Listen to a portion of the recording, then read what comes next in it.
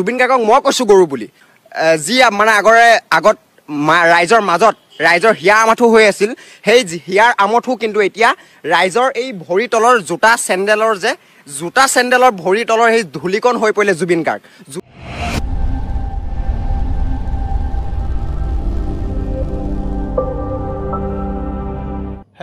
মোৰ এটা নিউ ভিডিঅ'লৈ আপোনালোকক স্বাগতম জনাইছোঁ আৰু আশা কৰোঁ ভিডিঅ'টো সকলোৱে চাব বুলি।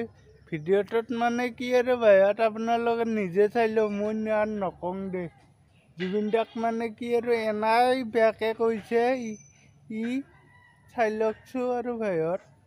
জুবিন গাৰ্গক মই কৈছোঁ গৰু বুলি যি মানে আগত ৰাইজৰ মাজত ৰাইজৰ হিয়াৰ আমঠু হৈ আছিল সেই হিয়াৰ আমঠু কিন্তু এতিয়া ৰাইজৰ এই ভৰি তলৰ জোতা চেণ্ডেলৰ ভৰি তলৰ সেই ধূলিকণ হৈ পৰিলে জুবিন গাৰ্গ। জুবিন গাৰ্গ কোন?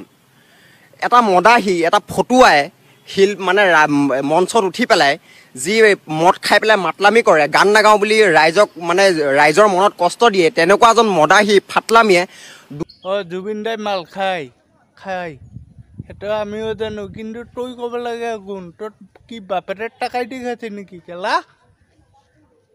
তোৰ বাপেৰে টাকাই দি খোৱা নাই না। সেইটো প্ৰশ্ন কৰিছোঁ জুবিন গাৰ্গলৈ।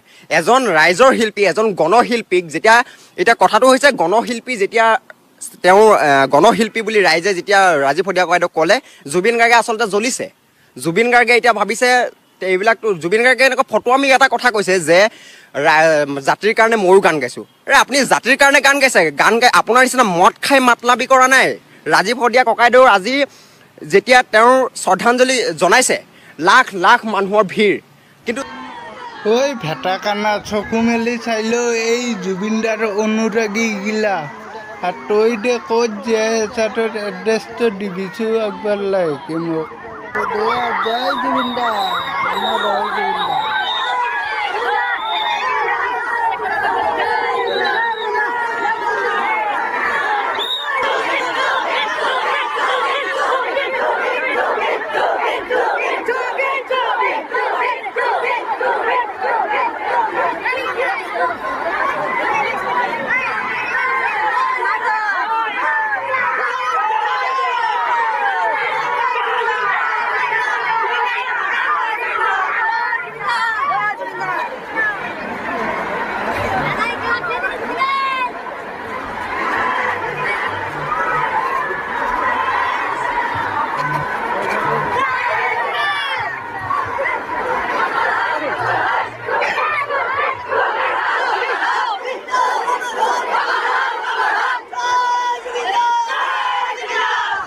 ইমানবোৰ আৰু জুবিন অনুৰাগীৰ মাজত পাৰিলে যাম আৰু চেষ্টা অলপ কৰিম। মৰিলে ভাইয়াত আৰু উপায় নাই আৰু কি কৰিম, উপায়টো নাই আৰু জুবিন অনুৰাগী আছে আৰু খুচি আছে। জয় জুবিন দা, ইয়াৰ পৰা হাতত নিৰ্মাণ কৰিছে পাৰিলে যাম, চেষ্টা অলপ চলাম শেষত।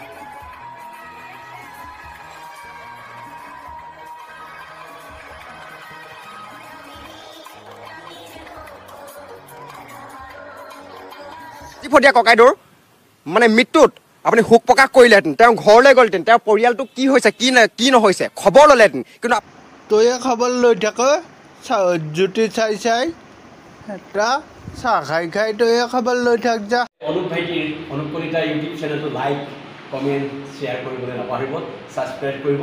তেতিয়া আমাৰ ভাইটিয়ে মানে অনুপ কলিতা ভাইটিয়ে আৰু ভাল ভাল ভিডিঅ' আপোনালোকক উপহাৰ দিবলৈ সক্ষম হ'ব, প্ৰেৰণা পাব, আশীৰ্বাদ কৰিব।